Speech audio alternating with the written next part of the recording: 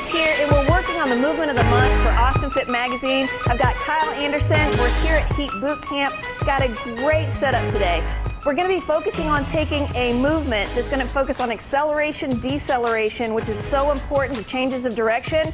And during off season and sometimes when we're looking at coming off of a big competition, that's a great time to do some active recovery and really work on rebuilding those movements. So we're going to show you some movements that are actually going to work in that nice narrow lunge position and focus on hip mobility, static motor control for stability, as well as dynamic. And we're just going to build that back up into the that deceleration, acceleration movement with the cone. All right, so I'm going to have Kyle actually come down into a leg lock bridge. We're going to give him a tennis ball here because what we want to do is he's going to be getting into a nice leg bridge position, but we want him to stay in a nice flex position here because it's going to lock his lumbar in so it can't help with the extension. We want all of that extension to come from the hip, not the lumbar area. So he's going to basically keep this between his wrist and his thigh while he gets into full extension, pressing through the heel. You can see a nice toe-up position on the heel and a good line all the way from that knee, hip, and shoulder. Okay, let's show him just one more time.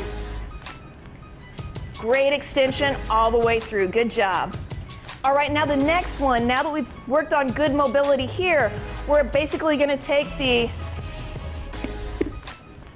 ball here. We're going to get him in a good, solid half kneeling position. You can see a good 90-90 position here. He's very solid in his posture, making sure he's got nice vertical alignment.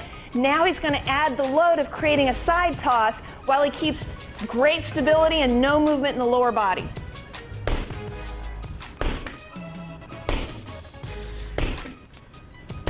Good, you can see how he releases and he really does that catch right in front of the body and make sure that he keeps a nice solid base. All right. Now from there, we're actually looking at dynamic control and stability. And a lot of times when people come into that decelerated position, they tend to collapse.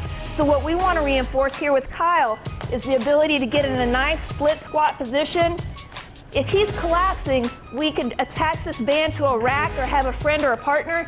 We want to pull him into his mistake so that naturally that reflexive stability is to correct that and stay in line and really gets a lot of great work on the outside of the hip.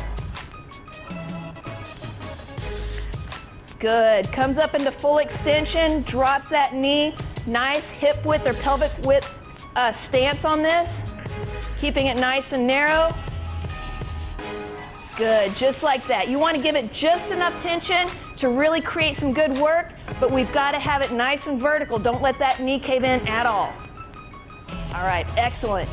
Now the last one, we've used those movements to rebuild the ability to decelerate, and so now he's going to do what we call a 5-yard acceleration, deceleration, stop drill, where he's going to run right towards the cone, decelerate, drop that center of mass, and just do a nice back pedal so that he can come in one more time.